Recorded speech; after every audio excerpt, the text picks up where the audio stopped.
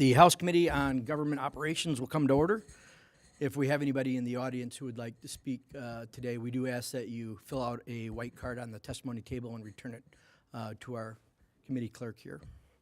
Mr. Clerk, would you take the attendance, please? Chair Begol. Here. Representatives Harris. Here. Vanderwall. Present. Fitzgerald. Here. McFall. Here. Mr. Chair, you have 5 members present, a quorum.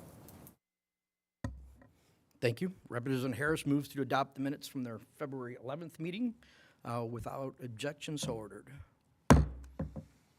Okay, good morning, everyone. Today we're going to be taking up House Bills 4062, 4063, and 4064.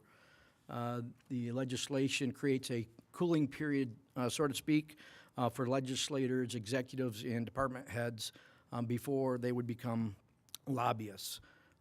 Welcome to our bill sponsors, Representative Tisdel, Representative Martin, and Representative Neyer. Gentlemen, if you want to proceed up to the testimony table, you can begin when you're ready.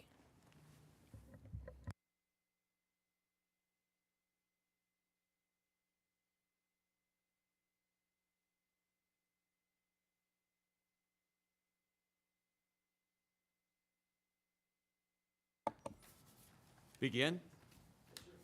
I was afraid you were going to introduce us as Larry, Moe, and Curly, but so anyway, Chair Begol, thank you very much for bringing up this opportunity to testify on these bills, and I want to send out a thanks to Speaker Hall for making this critical ethics reform a priority of the House of Representatives. So House Bill 4062 is relatively simple.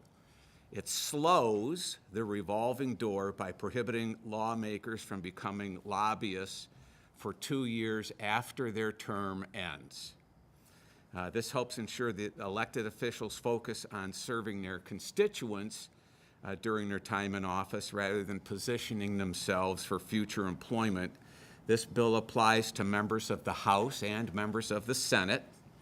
The clerk has already displayed the graphic that I've brought along, and I was doing a little research. I was surprised to find out current law prohibits members of the House and the Senate from moving into the lobbying corps, and if they have resigned from their elected position, and that can be up to 2 years.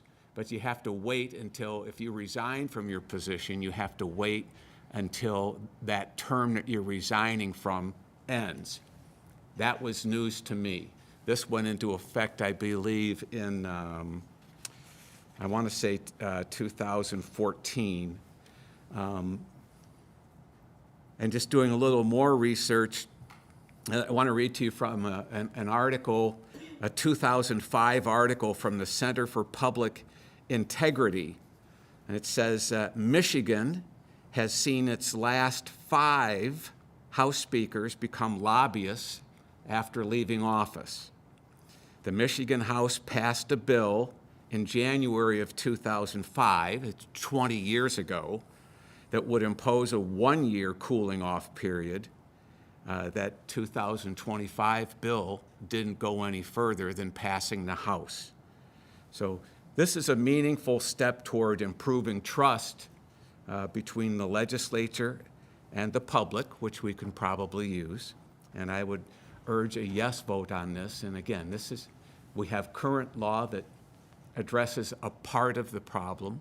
We have voted on this before. This is nothing new.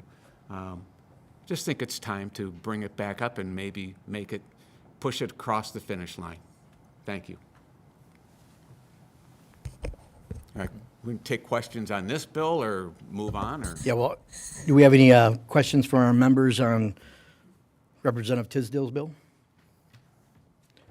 Okay, Representative Vanderwall, go ahead. Thank you, Mr. Chair, and really thank all 3 of you here, and directed to Representative Tisdel. I guess my question would be, why did we pick 2 years? What makes that difference if it's day 730 or if it's day 729. Yeah, and the thinking was it just enough of a separation in that it's not the activity while you're in office that's fully or can be directly linked to a future hiring possibility or opportunity. Again, it's just enough time to cool off between what you actually did in office and what residual that could carry over to some stakeholder that wants you immediately. Okay, Representative McFall? That was actually my question.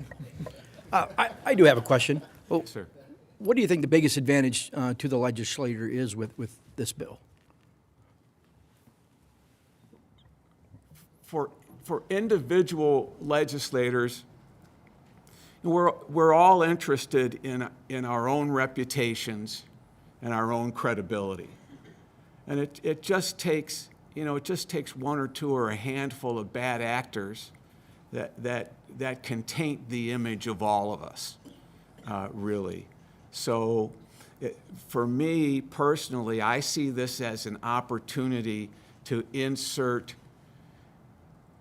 some protection against what are people looking at my voting record and saying he's just doing this because of this opportunity or that opportunity, and that applies to all of us.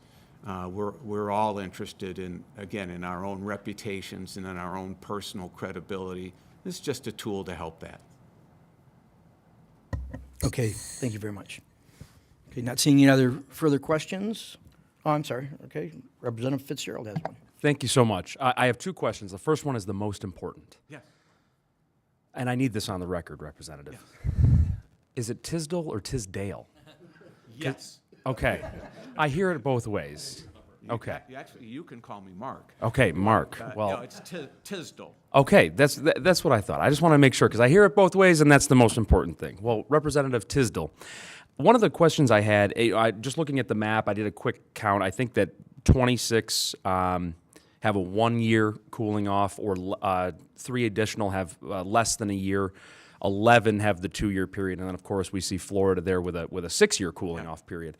And I think that in theory this has a lot of positive impacts. You talk about the ethics of the legislator in the role and ensuring that the priority is our constituencies when we are here and making them the center of our decision making. My question really centers around the role of lobbying in general. We see this in both D.C. and state capitals across the country, but is there a positive role for lobbying in the legislative process? Indeed, particularly in the era of the short term limits. I think the lobbying corps provided a very valuable and needed source of historical context, institutional information, legislative writing skills, and again, it's a direct connection. It's a connection between legislators and constituents. Our constituents, whether they know it or not, are represented by multiple stakeholders. If you own a car, if you buy insurance, if you're sending your kids to school, if you need health care, there are all sorts of stakeholders out there that are looking to improve outcomes, and so there's a genuine service there.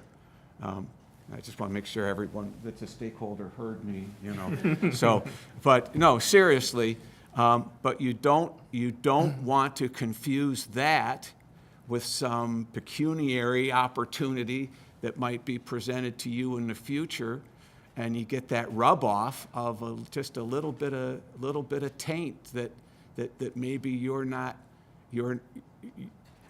more interested in positioning than in good governance.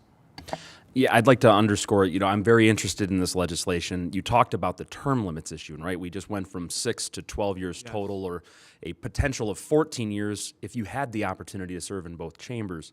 And that's what I wonder about, because nonprofit groups, very community-centered organizations have lobbyists who help to include a consolidated voice for many nonprofit groups like Coalitions to End Homelessness or Community Mental Health. We want to make sure that there is good information that is coming from the field into legislators as well. And so in keeping that institutional knowledge around the legislative process, I do think that there is some value there to making sure that there isn't we don't degrade that institutional knowledge, that knowledge that could exist. Indeed. Mr. Chair. Representative Martin. Thank you. Just to add to some of this, so you look at the map. If you just look at the map and try to compare Michigan, you got to realize how many part-time legislatures are on that map, like Texas and so forth. And you don't want, so that comes into it. We just went to 12 years for our term limits. That gives us a little more institutional knowledge, but it also gives us more influence. So it's good timing to do this now. But I want to say that it doesn't stop anybody. It just stops them becoming registered as a lobbyist agent immediately. But we can, if you have the merit, if you have the talent to convince somebody to express your views, and somebody wants to hire you, like in any industry, there'll be a time and place for you to do that when you just don't want the appearance of it, because we really want to be transparent. We want to be public service before self, and that is a big concern of the constituents out there. You're a Rotarian.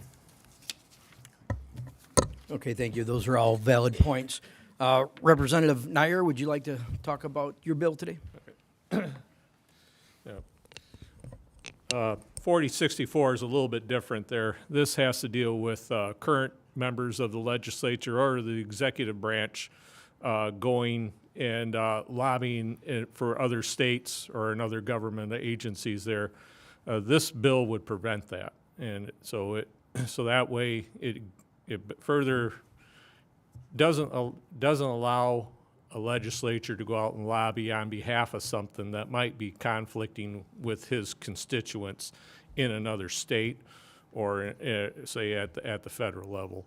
It just is not true, in my opinion. It doesn't give your constituents a full picture of what you're doing if you're a legislature. This will prevent that from happening, and it also just, if you're not, to your constituents, if you're busy lobbying in another state, you're not focusing on the people that elected you to run in that office. So that's what the main key to this one is there, is just keeps people from lobbying for other causes in other government agencies or other governments or states. Okay, I agree with you. Representative McFall. Thank you very much for bringing this. I do think that this is very important. This transparency is of utmost importance. As we know, like you had mentioned, like a few people, bad apples spoil the whole bunch. The question I have about this bill, isn't this already illegal? Because the description sounds like they're being bribed. So to me, it kind of comes across as I would have thought this would have already been illegal. But can you explain that? Not to my awareness in this particular situation, no. Okay. It's not clear. It's not clear enough in law where that's still allowed. If you can still be a registered lobbyist in another state. I see. Okay. Well, All right. This will make it clear that you cannot hold office at the same time as Okay. being while you being a registered lobbyist or actively lobbying for something in another state. Okay. Because it seems awfully shady. That's why I'm just surprised that it's not. All right. So Yeah, thank you. and regardless, it just isn't being, to me, you're not focusing in on the job that you've been elected to do. If you're busy trying to spend time out of state advocating for a different cause. Thank you. Representative Martin, would you like to speak to the merits of your bill? No, it's just ditto to pretty much what Representative Tisdel said, because his deals with legislature, mine deals with the executive branch and department heads. Department heads being appointed, they should be focused on doing the work for the state of Michigan, Michigan residents. And then another, when they're, whoever appointed them turns them out or releases them, that influence would be the same as far as trying to keep that from being the reason they left office. We want to be focused on public service. Okay, thank you. All right, doesn't look like there's any more questions for you gentlemen. You're welcome to stick around, or you're welcome to leave, whatever is your preference. Representative Vanderwall has a question. Go ahead. Sorry. Thank you, Mr. Chair. And again, thank the three of you for being here. I guess I'm just going to get into a little bit of, the devil's advocate here and a little bit of the business side.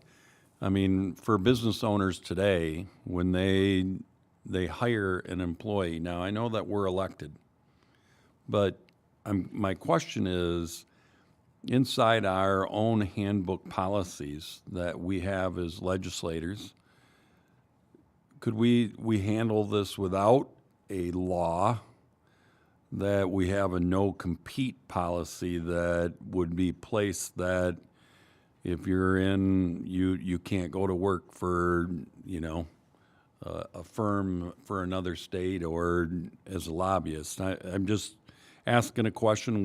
We have a tendency to love to make a lot of laws, and I'm just wondering if we had an internal policy that was established inside our legislative branches that would solve this issue. Well, gosh, if it was an internal policy, I wouldn't have this 5 minutes of fame. So, no, non-compete clauses have been challenged in court repeatedly, and there's a lot of gray surrounding them. Many companies will honor a non-compete clause if you come to them, and others will just ignore it, and then it becomes a court issue. I think it's much cleaner, me personally, it's much cleaner to have a law, a bright line out there that people can look at.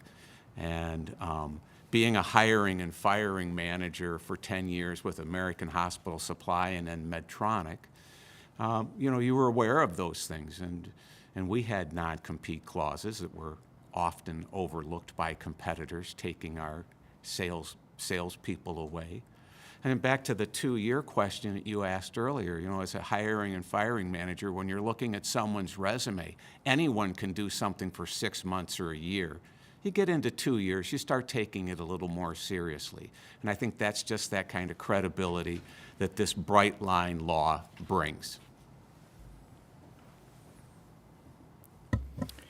Thank you. Representative Fitzgerald has another question. Thank you, Chair. Bright lines. I appreciate you bringing that up.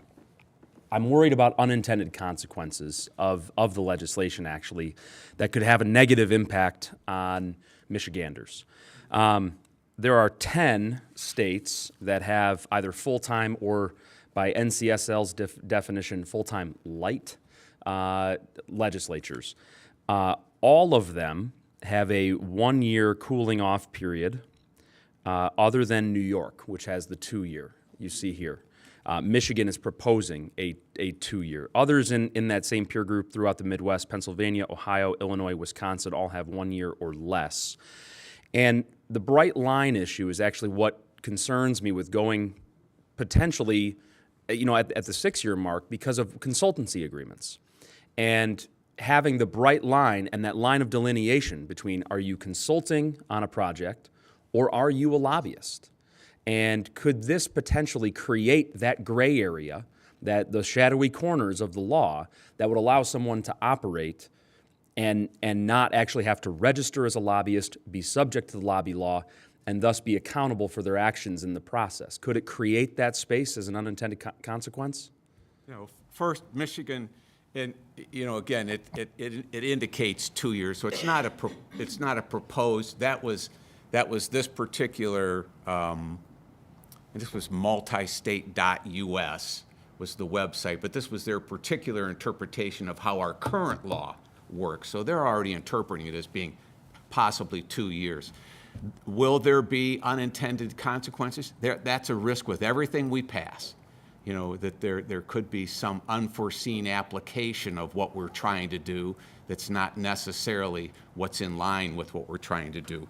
What this bill says is that whether you're employed by a lobbying group or you're participating in those activities and at an expense level, that the state says requires you to register as a lobbyist. So could a consulting contract come along? Possibly, to provide expertise and direction and information. Is that lobbying? Again, it would depend on, are you participating in those activities that the state defines as lobbying and would require you to register? But, could something come around the corner and bite us? Yeah, that's always a potential. Yeah, and I think that creating those bright lines and clear lines of delineation between what is consulting, what is lobbying, what is illegal, what is legal, is important to make sure that we don't have, because I think that a lot of the cases that have been public have been because of the gray area that does currently exist or has been exploited by those who have participated in this. But the state has clearly laid out what they perceive as lobbying and put that into law, that if you're participating in these things, you have to register. And so if you're not participating in those things, then I think there's an opportunity for some other potential employment or 1099 position. Thank you. Okay. Thank you, gentlemen. As I stated, you're welcome to leave, or if you'd like to stick around to the vote, you are certainly welcome to do that. Thank you.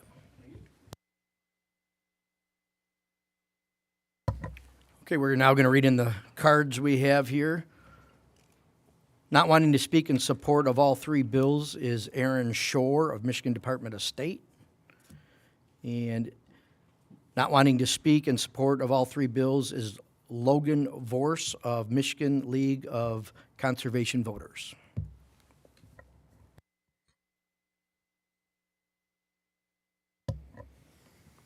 Okay, now we're going to reporting out House Bill 4062. Representative Harris moves to report House Bill 462 with recommendation. Mr. Clerk, will you please call the roll? On the motion to report, Chair Bagol, Yes. Representatives Harris, Yes. Vanderwall, Yes. Fitzgerald, pass. McFall. Pass. Mr. Chair, you have 3 yeas, 0 nays, 2 pass. The motion prevails. Okay, House Bill 4062 is reported with recommendation. Okay, now we'll report out House Bill 4063. Representative Harris moves to report House Bill 463 with recommendation. Will the clerk please call the roll? On the motion to report, Chair Bagol, Yes. Representatives Harris, Yes. Vanderwall, Yes. Fitzgerald, pass. McFall. Pass. Mr. Chair, you have 3 yeas, 0 nays, 2 pass. The motion prevails. Okay. House Bill 4063 is reported with recommendation. And lastly, we have House Bill 4064. Representative Harris moves again to report House Bill 4064 with recommendation. Mr. Clerk, will you call the roll? On the motion to report, Chair Bagol, Yes. Representatives Harris, Yes. Vanderwall, Yes. Fitzgerald, pass. McFall. Pass. Mr. Chair, you have 3 yeas, 0 nays, 2 pass. The motion prevails. Bill 4064 is reported with recommendation. There being no further business before the committee shall stand adjourned.